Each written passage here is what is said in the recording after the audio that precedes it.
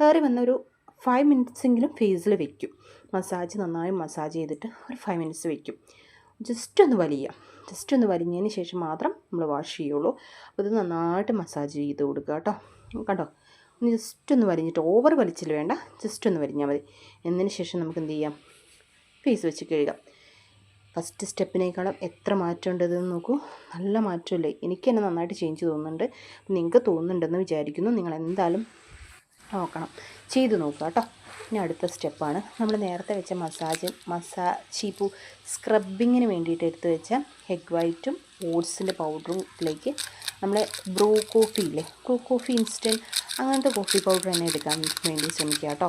അതാണ് കുറച്ചും കൂടി നല്ലത്. ഞാനിവിടെ 2 രൂപയുടെ പാക്കറ്റാണ് യൂസ് ചെയ്യുന്നത്. നമ്മുടെ 5 രൂപയുടെ ആണെങ്കിൽ ഒരു തവണ യൂസ് ചെയ്താലും നമുക്ക് ഉണ്ടാവും. പക്ഷെ അത് വെച്ച് കഴിഞ്ഞാൽ ചിലപ്പം നമുക്ക് എന്ത് ചെയ്യും, കട്ട പിടിക്കും, പിന്നെ നമുക്ക് യൂസ് ചെയ്യാൻ പറ്റത്തില്ല. അപ്പോൾ അതുകൊണ്ട് നിങ്ങൾ എന്ത് ചെയ്യാം, 2 രൂപയുടെ ഒരു 10 രൂപയ്ക്കൊക്കെ വെച്ച് കഴിഞ്ഞാൽ നമുക്ക് കുറേ യൂസ് ചെയ്യാനുണ്ടാവും. ആ കോഫി പൗഡർ മുഴുവൻ ഇട്ടു. പിന്നെ ഇച്ചിരി ഹണി ഉണ്ടെങ്കിൽ ഹണി ചേർക്കാം. പിന്നെ അടുത്ത സ്റ്റെപ്പ് വന്നിട്ട് കടലപ്പൊടി,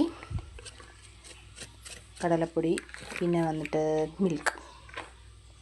മിൽക്ക് റോ മിൽക്കാട്ടോ യൂസ് ചെയ്തേക്കുന്നത്. നന്നായിട്ട് മിക്സ് ചെയ്യുക. നമ്മൾ ഓട്സിൻ്റെ പൗഡർ ആഡ് ചെയ്തിട്ടില്ല. നന്നായിട്ട് മിക്സ് ചെയ്യുമ്പോൾ ലൂസ് കൺസിസ്റ്റൻസി ആണെങ്കിൽ ഓട്സിൻ്റെ പൗഡർ ആഡ് ചെയ്യണം.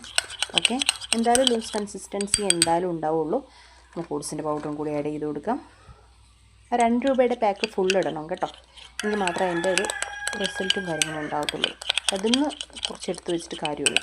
നന്നായിട്ട് മിക്സ് ചെയ്യുക. എഗ് വൈറ്റ് ഇട്ടത് കൊണ്ട് തന്നെ ഒരു വലിച്ചിലുണ്ട്, എന്നാലും കുഴപ്പമില്ല. നിങ്ങളുടെ ഫേസിന് എത്ര വേണോ അത്രയും ഇടണം കേട്ടോ, ഓട്സ് പൗഡർ.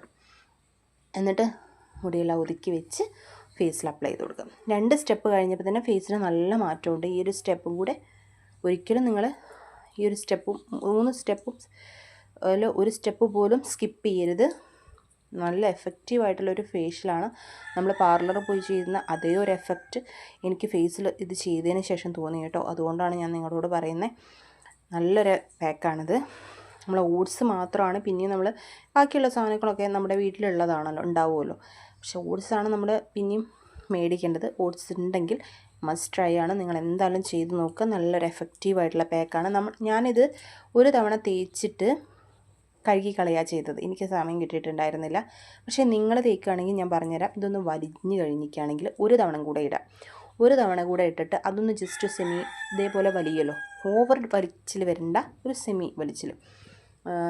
ഓവർ ഡ്രൈ ആയി കഴിഞ്ഞാൽ സ്കിന്ന് ചുളിയും, അത് വേണ്ട. ഒരു കുറച്ച് സമയം ഒന്ന് വലിച്ചിൽ കഴിഞ്ഞതിന് ശേഷം കണ്ടോ എൻ്റെ സ്കിൻ ഉണ്ടാവും, മനസ്സിലാവും നിങ്ങൾക്ക്. ഒരുപാടൊന്നും ഞാൻ വലിയാൻ വേണ്ടി വെച്ചിട്ടില്ല. പക്ഷേ കഴുകി കളയുമ്പോൾ ഉള്ള